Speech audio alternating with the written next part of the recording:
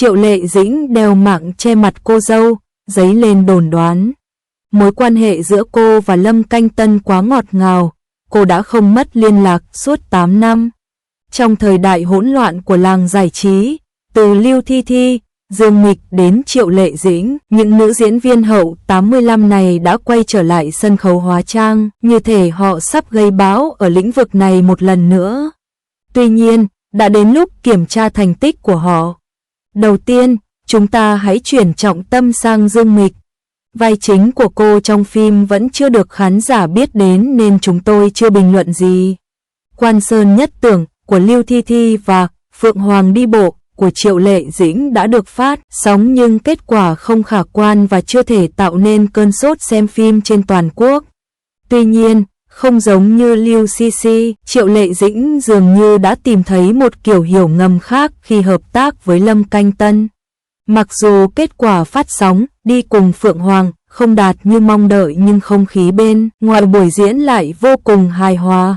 Sự hiểu biết ngầm và sự tương tác ngọt ngào giữa Triệu Lệ Dĩnh và Lâm Canh Tân khiến mọi người có cảm giác khác lạ. Trong thế giới phức tạp của ngành giải trí, có rất nhiều cặp đôi yêu nhau vì phim truyền hình và dường như có một mối liên kết khó tả nào đó giữa Triệu Lệ Dĩnh và Lâm Canh Tân. Một số cư dân mạng suy đoán liệu có khả năng phát triển hơn nữa giữa Triệu Lệ Dĩnh và Lâm Canh Tân hay không. Tất nhiên, đây chỉ là suy đoán của cư dân mạng nhưng không có căn cứ.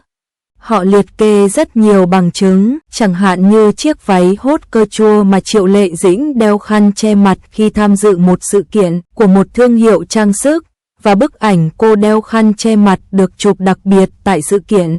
Những hành động này gợi nhớ đến mối quan hệ đặc biệt giữa cô và Lâm Canh Tân. Không những vậy, màn tương tác ngọt ngào giữa Triệu Lệ Dĩnh và Lâm Canh Tân không phải một hai lần. Kể từ truyền thuyết Sở Kiều, cả hai thường xuyên có sự tương tác và hiểu biết ngầm. Cả trong và ngoài chương trình, họ đều thể hiện sự quan tâm và đánh giá cao dành cho nhau. Đặc biệt trong Working with the Phoenix, Triệu Lệ Dĩnh lần đầu tiên đảm nhận vai trò nhà sản xuất và thành lập đội thứ hai với Lâm Canh Tân. Điều này khiến mọi người càng mong đợi mối quan hệ của họ hơn. Mặc dù một số người đặt câu hỏi rằng sự tương tác ngọt ngào này là cường điệu nhưng chính những chi tiết đó thường bộc lộ tấm lòng thật lòng. Sự hiểu biết ngầm và ngọt ngào giữa Triệu Lệ Dĩnh và Lâm Canh Tân không phải cố ý thể hiện mà bộc lộ một cách tự nhiên. Sự tương tác của họ đầy sự chân thành và ấm áp, khiến mọi người cảm nhận được tình bạn sâu sắc và sự hiểu biết ngầm giữa họ. Trong The Legend of Chuchel, Triệu Lệ Dĩnh đặc biệt thích dùng danh hiệu Gucci để so sánh Lâm Canh Tân, và Lâm Canh Tân cũng sẵn sàng chấp nhận biệt danh này. Loại danh hiệu trìu mến này không chỉ thể hiện mối quan hệ thân thiết giữa họ mà còn khiến mọi người cảm nhận được sự thoải mái, dễ chịu giữa họ.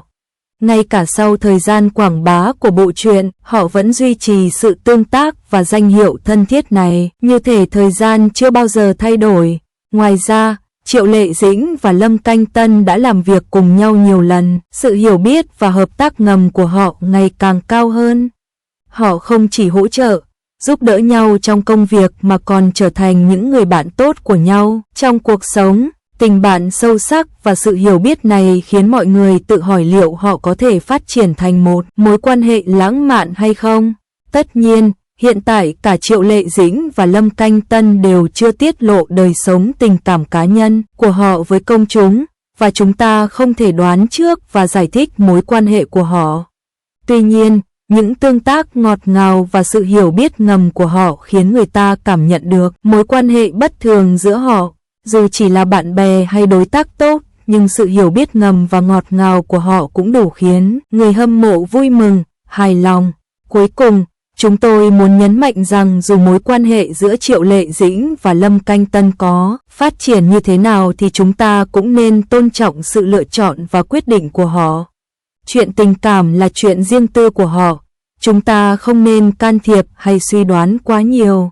Chúng ta nên chú ý đến công việc và màn trình diễn của họ và khuyến khích họ phát triển sự nghiệp. Đồng thời, chúng tôi cũng mong rằng họ có thể tiếp tục duy trì sự hiểu biết ngầm và tương tác ngọt ngào này, đồng thời mang lại nhiều niềm vui và sự cảm động hơn cho người hâm mộ.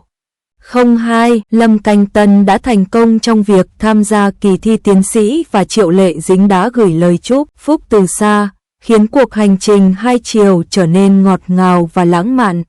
Vào ngày 12 tháng 6, tin vui lại đến từ Lâm Canh Tân, gây chấn động toàn mạng.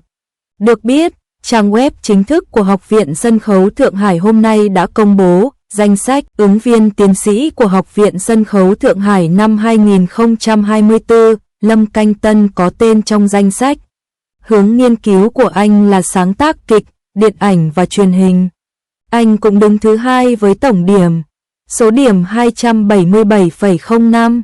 Chỉ 2 ngày trước lễ hội thuyền rồng, Lâm Canh Tân cũng chia sẻ một bộ ảnh đẹp trai trên nền tảng xã hội cá nhân của mình và gửi lời chúc mừng ngày lễ. Khi đó, anh ấy cũng đang đạp xe điện nhỏ trên con đường rộng rãi, đội mũ bảo hiểm và đeo kính râm.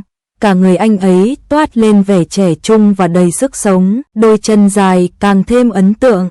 Lâm Canh Tân cũng đăng một bức ảnh ché chin được chụp bên lề đường với nội dung: bạn và tôi cuối cùng cũng sẽ lên bờ. Cố lên, hoa sẽ nở dọc đường, và tương lai của bạn cũng vậy. Khi đó, nhiều cư dân mạng không hiểu tại sao nhưng bây giờ họ chợt nhận ra rằng hóa ra đó là một lời chúc đặc biệt đẹp đẽ. Cùng ngày, Triệu Lệ Dĩnh cũng đăng một bức ảnh xinh đẹp lên mạng xã hội cá nhân kèm dòng chú thích bánh bao cao cấp. Studio của anh cũng retweet và nhấn mạnh nâng cao 2 chiếc bánh bao gạo rông cao để gửi lời chúc nhân đôi. Studio và ông chủ chúc mọi người một Tết đoan ngọ mạnh khỏe. Điều bắt mắt nhất trong bức ảnh này là lòng bàn tay to có chủ ý của cô ấy, khiến cô ấy trông càng tinh nghịch và dễ thương hơn.